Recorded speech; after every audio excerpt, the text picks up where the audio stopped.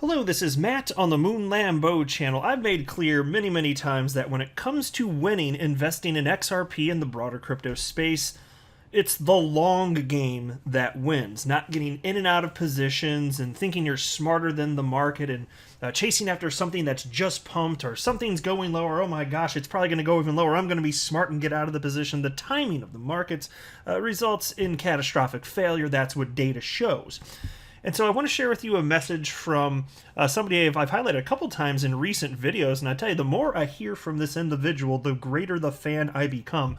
And a lot of what he says, I just feel like I could have written it. It's hitting the nail on the head, and it's a message that the everyday investor in crypto needs to hear. And of course, on the flip side, there are others that just want to spread fear of total collapse of markets in crypto, so I understand that as well.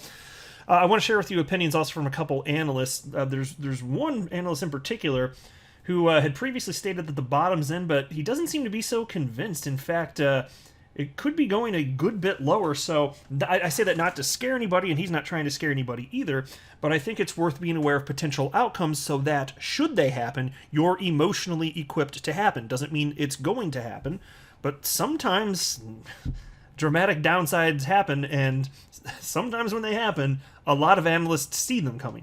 But there's also all sorts of other people that think, no, still, even to this day, the bottom is in.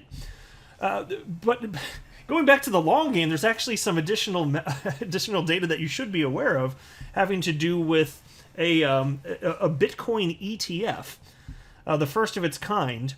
Not the United States one. So there is a Bitcoin futures ETF. That's not what I'm talking about. I'm talking about a actual Bitcoin ETF that offers monthly yield. And so Bitcoin is actually paid out in this one. Not in the United States, though. It's in Canada, which I believe is America's hat. But before going further, I do want to be clear, I do not have a financial background of any kind. I am not offering financial advice, and you definitely should not buy or sell anything because of anything that I say or write. I'm just an enthusiast who makes YouTube videos about crypto topics, but just as a hobby, and just for fun. As I record this, XRP's at 83 cents, Bitcoin's at $47,616, market cap for the asset class 2.25 trillion, and Bitcoin dominance down to 39.83%. And you just wait. You will know when we're at the end of the market cycle, because that dominance is going to be down to 30% or maybe even lower. And that will mean that we're in the phase where the euphoric blow-off top is currently happening. So, all good things in time. Here's the Crypto Fear and Greed Index. How's a typical retail speculator feeling today? Not so hot, folks. Not so hot. I just nothing but sympathy for these people that just don't know what the hell they're doing in these markets. Crypto Fear and Greed Index at 23 out of 100, indicating that your typical retail speculator is feeling extreme fear because reasons. Doesn't make any damn sense. Which is why I love highlighting this thread. This comes from Raoul Paul, who shared the following with his 830,000 followers. And by the way, he's a former Goldman Sachs executive. He's very pro XRP. He's expecting to go up tenfold from the $1 mark, I believe, is when he first stated that. So I believe he's expecting over $10 XRP. He owns it. He's counting on that bet. He also believes that the SEC versus Ripple case is going to go in favor of Ripple, resulting in a tremendous move upward in terms of price action. He's taken that bet himself. And he's also the founder of Real Vision, which is the platform that talks about everything finance, but heavy emphasis on crypto. I think it's fantastic, so I listen to it. I have an account there. It's free, by the way. But anyway, so he said the following, and this absolutely resonated with me. And it's just, I really, upon reading this, and it's pretty short, but upon reading this, I was like, I definitely could have written it. It's you'll see, like, this is the message I've been conveying, and it's worth knowing. It's not just me saying this stuff. Again, this is a guy with an actual financial background. He's been in this industry for like a couple decades at this point. Finance in general, right? 830,000 followers. It's not for no reason. Anyway, he said the following. People have asked if I have taken any profits, and the answer is no. I keep adding to my bet when I have cash. I have switched around within digital assets and have also set up an entire crypto fund of hedge funds to stay in the trade for years. And so to be clear, I have never sold a single XRP. I also have never cashed out any of my cryptocurrency into United States dollars. And I've been in the space since November 10th of 2017. It's now been over 4 years. I first purchased my initial XRP purchase. It was on November 17th, 2017. So I've even had my XRP for over 4 years. I'm telling you guys, in order to be successful investing, this is true of the stock market too, and the data proves it, which is why it's easy for me to just do nothing. Like, what it takes it's just patience, playing the long game. Data shows those that do nothing do well. Data shows those who get in and out of positions and they think they're trying to fix a perceived problem when something goes down in price. Data shows they don't do well. Because when price is down, that's typically, historically, a good time to buy. When prices are way, way up after a big run, that could be an indication that we're potentially, at least in the short term, at a local high, which may result in a correction afterwards. This is not rocket science. These are known factors, and we know crypto is volatile. So of course that's going to happen. Raoul Pal continues though.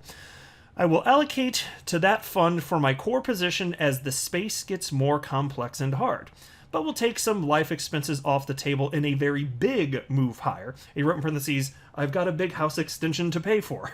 And then he said, but not a move lower. And in parentheses he then wrote, I can still pay for it luckily from income. And so here he's saying, it's the same thing so he's using different words. So, what I typically say is, I'm not going to sell my XRP or any of my crypto unless I'm sufficiently enticed to do so because the price goes up dramatically. And so here he's saying he's delivering the same freaking message. He's not going to, he's actually still putting more in crypto, but he wrote, we'll take some life expenses off the table in a very big move higher. Exactly. Well, same here. If we see XRP go up substantially, I'll start scaling out of my position, adjusting my risk exposure to the asset class. Because if it becomes, it's already a big percentage, but if it becomes way, way, way bigger, at some point I got to be like, okay, I got to be responsible. I've got to make sure that I'm sufficiently diversified. Plus, I know when there's a big move up, I know what happens after the big moves happen. There's a downside action. Of course there is. And so he's effectively saying the same thing. He's investing, but when there's a big move, then he'll take some money out of that. But if there's a move lower, he's not panicking. He's not panic selling because he's only investing what he's willing to lose. He wrote here, I can still pay for it, referencing the house, luckily from income. So he's got his income stream. He invests what he can afford to lose in case it goes lower in the short term. And that's it. He doesn't sweat it. He doesn't emotionally respond. This is the way to do it, which is important to understand because I'm about to show you something after this, which indicates we could potentially be seeing a move down for Bitcoin, and the whole market will follow if that happens. It's a virtual certainty, meaning XRP2 could go a good bit lower from where it is now. And I'm not predicting that. I'm not saying it's going to happen. I'm trying to get you emotionally prepared in case it does. You got to arm yourself with this information. Raoul Pal then wrote, all my cash is in digital assets, everything except paying the bills. I also have no debts, and I have income, so can afford the P&L swings without concerns. Choose your own journey. Take the risk you can afford to play the long game, and don't try to get rich quick. Yeah, no kidding. So I'm definitely not trying to get rich quick. Although, I mean, when I say that, relatively speaking, so in crypto, this is the long game. Waiting for these 4-year cycles to play out, even if they're lengthening slightly. It's to me, that's slow. Now, compared to any other asset class, it's super quick, and I get that. I'm just saying for crypto, no, I am not taking the get rich quick approach. I'm not investing in a bunch of really risky small cap coins. I mean, I own a couple small cap coins, but the bulk of my investments, no, it's in larger cap coins. For a number of reasons I've been citing on this channel for a very long time. But, no, I'm not trying to get rich quick. I'm really not. And that's why I keep saying I will outpatient anyone else. And also, I really think it's a bad idea to take on debt to throw money into crypto. I just think that's like a horrendous idea. If you're the type of person that's doing that, I'm wondering if you're also the type of person that's going to emotionally respond to stuff resulting in supreme wreckage. Like, I don't think that's a good idea. In almost 100% of instances in life, I am anti-debt. I am so against debt. I look at all the debt in the United States, and I'm not saying this to make fun of any people. I'm sure people listening to this have debt. I've had debt in the past. I don't now, other than like a very small amount of college debt, which I haven't paid off only because there's like a 4% interest rate. And I'm just thinking, what's the opportunity cost there? I want to make sure I have a certain amount of cash on the side. And then I'm thinking, well, if I pay that off, what's the opportunity cost? Why not just put it into crypto then or something like? So I've got the blend that works for me, but that's the only debt I have in the entire planet is a small amount of college debt. And so and I've had other debt in the past, but so nothing against anybody, but I just think it's really bad to pay for, like, to use credit debt, buying stuff that you can't afford. I just think that's and I understand people can get in tough spots, but what would people do if credit cards didn't exist? Think about that. You'd find a way, wouldn't you? The answer is you'd find a way. You'd find a way to survive. But instead, it's an easy way out. And the truth is that people use that, and then they end up in, $5,000 in debt, $10,000, sometimes tens of thousands of dollars in debt because it's just the easy way, and then it gets impossible to get out of it with the amount of interest, very high rates. It's just difficult. And so for me, when I'm thinking about the overall picture of financial responsibility, like, these are all considerations for me, which is why if I'm going to buy a car, I'm paying for it in cash. That's it. If I'm going to buy anything, I'm going to pay for it in cash. Maybe the only reasonable exception to that would be purchasing a home. So I'm on board with the likes of Dave Ramsey on that. I just think that's just not a good idea. It's just it's a mess here. And so crypto, yes, it can absolutely be life-changing, but I still think it's going to wreck most people because most people aren't equipped emotionally to handle this, and they don't have sufficient knowledge to understand market cycles and human psychology and all that. So yes, the regular person can achieve life-changing wealth, and I think that's a very empowering message, but you have to know what you're doing, and I still want to be clear, I don't think it's for most people. I'm just being honest with you there. And so take a look at this now from Credible Crypto, because he had previously stated that he was thinking that the bottom was in for the crypto markets in general, specifically Bitcoin. He tweeted that as much out on December 4th, and then in part he tweeted this out just late last night.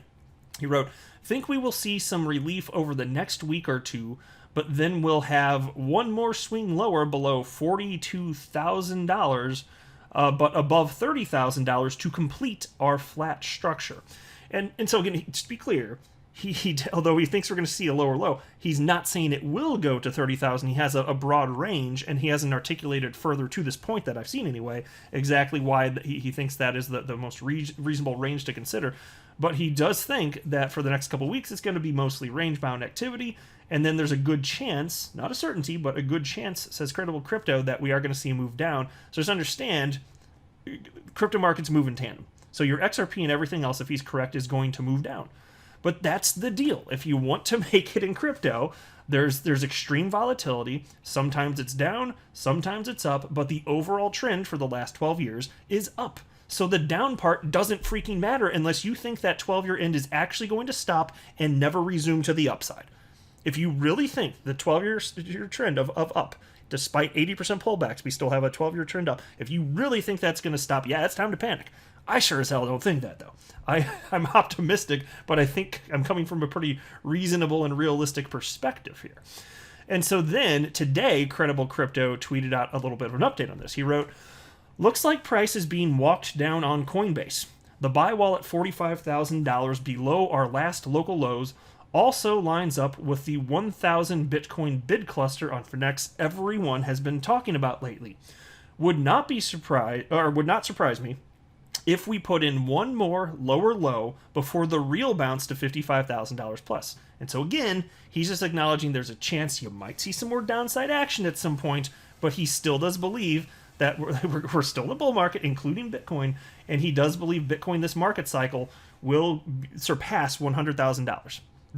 And yes, again, this market cycle. Somebody asked him, "Do you think $37,000 Bitcoin is in the cards?" And he wrote, "Not right now, maybe later." So he's not ruling it out necessarily. And when it comes to technical analysis, it's about probability of outcomes. Nobody is some sort of wizard with a functional crystal ball and can tell you exactly how this works. It's about probability of outcomes based on market structure. That's it.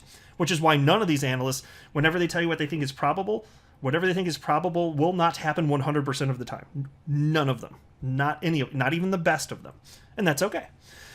And then there was this from the Daily Huddle. Is the bottom in for Bitcoin and Ethereum? Top analyst Michael Van de Poppe updates crypto forecast. Widely followed crypto analyst Michael Vandepop is suggesting the bottom is in on 3 popular crypto assets while telling prospective altcoin investors that the best time to buy might be now. In a tweet to his 532,900 followers, Vandepop says that Ethereum's current retest of the $3,600 to $3,700 range is a sign that an upward continuation is likely for the leading smart contract platform. And here's a quote. I think the correction is done on Ethereum, in which we've seen a few beautiful retests. I'm expecting this scenario to play out. And then there's a chart on the screen, so more upward price action. So he is one of the analysts, very popular one, in fact, who says the worst is past us at this point. And at the time this article came out, in fact, Ethereum was already up 10% on the day at $4,055. Piece continues. When looking at Bitcoin, Vandepop believes the current market structure is nearly identical to Bitcoin's pattern during the September correction, and here's a quote. Pretty much copy/paste of the September bottoming here. Given the low impact of the Fed meeting on prices, I assume that we'll see price accelerate too if it cracks crucial resistances, end quote. So the Fed meeting that Vandepop refers to was the Federal Open Market Committee meeting on interest rates, inflation, and asset purchase tapering that took place on December 14th. And yeah, so the Federal Open Market Committee, FOMC, that is part of the central bank, and they're not the only individuals that have an impact on monetary policy. There are others, including a board of governors, but they certainly have an important say, and so markets are obviously watching that the other day. Doesn't seem to have had some sort of any particular notable impact to this point. But, you know, that's the thing. Like, even had there been, like, a negative response, had things gone the other way, is it going to do that forever? Which is still why it's, for me, I keep saying, I just play the long game. I just sit here doing nothing. I'm going to get a big-ass payday one day. That's my plan. That's it. That really is it. Then there's this also separate tweet from Michael Vandepop. Welcome to the chop season. The season where all the gains of day one are lost on day two, and everything flip-flops within 24 hours. Also, the ideas of people on the markets. Well, yeah, isn't that true? Just whatever is happening in the moment, the typical retail speculator, they just feel like it's just going to do that forever. When we were at $29,000 Bitcoin this summer after the crash, oh no, it's going to get even worse. We're going to keep going this direction. Oh my God, admit that we're in a bear market. And then when we're at the euphoric top back in May, though, are you kidding me? You think it's going to crash? No, it's just going to go up forever.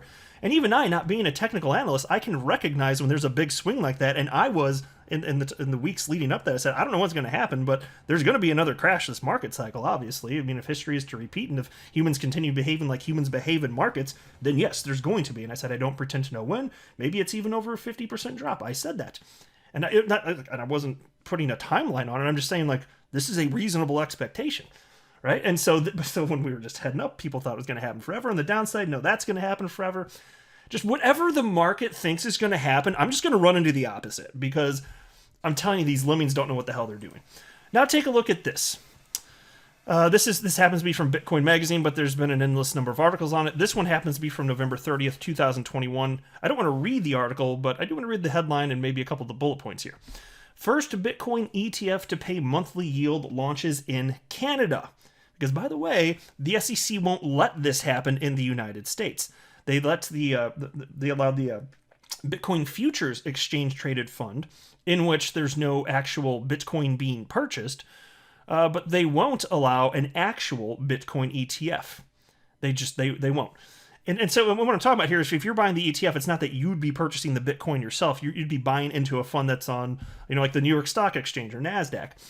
And then the individuals running the fund, there would be underlying Bitcoin there. So that would impact supply and demand. And that would be good because the more Bitcoin, taken off of exchanges, the better because it's just simple supply and demand dynamics. So you don't have that with the Bitcoin Futures ETF in the United States, but the one in Canada, this is different. This is a first. Which is why, again, the headline here, first Bitcoin ETF to pay monthly yield launches in Canada. And they had 3 bullet points. I'll just read those. A Bitcoin ETF offering monthly yields has been listed in Canada today. The Purpose Bitcoin... Purpose, that's the name of the financial firm. Purpose I think it's Purpose Investments. It says it in here somewhere. It doesn't matter. It's Purpose something. Maybe I think it's Purpose Investments. So anyway, the fund though, it's called the Purpose Bitcoin Yield ETF, is live on the Toronto Stock Exchange under the ticker symbol BTCY.B. Purpose Investments. Yeah, there you go. Purpose Investments employs a derivatives-based covered call strategy to pay investors an expected 8 to 10% annual yield. So check this out. This is the reason I wanted to highlight this. Here's a tweet from today from on-chain analytics dude Will Clemente, and there's a chart. I'll pull that up full screen actually and just share with you what he wrote here. Despite the recent drawdown, the Purpose Bitcoin ETF has continued to see inflows. Over the last 2 weeks, their holdings have increased by 4,949 Bitcoin, which is roughly $240 million. They now hold 30,356 Bitcoin, the equivalent to roughly $1.5 billion. Now, folks, that's interesting if it's supposed to be the end of the world. If we've already seen the top, it's just peculiar that that much is flowing in. So just, again, it's a piece of the puzzle you can look at. I'm just saying it's peculiar, it's interesting, and that's why I thought I'd wrap up the video by highlighting that. It's another one of those behaviors that I wouldn't expect to see if it's the end of the world. You know what I mean? Like the end of the bubble, effectively. The bubble's going to pop and chaos ensues and 80% crash and all that crap. I don't know. Maybe it happens. I don't think so. I mean, it wouldn't be my guess anyway. At this point, I guess we're going to learn together, but I'll wrap up there. I am not a financial advisor. You should not buy or sell anything because of anything that I say or write. That would be a very, very, very bad idea. Until next time, to the moon, Lambo.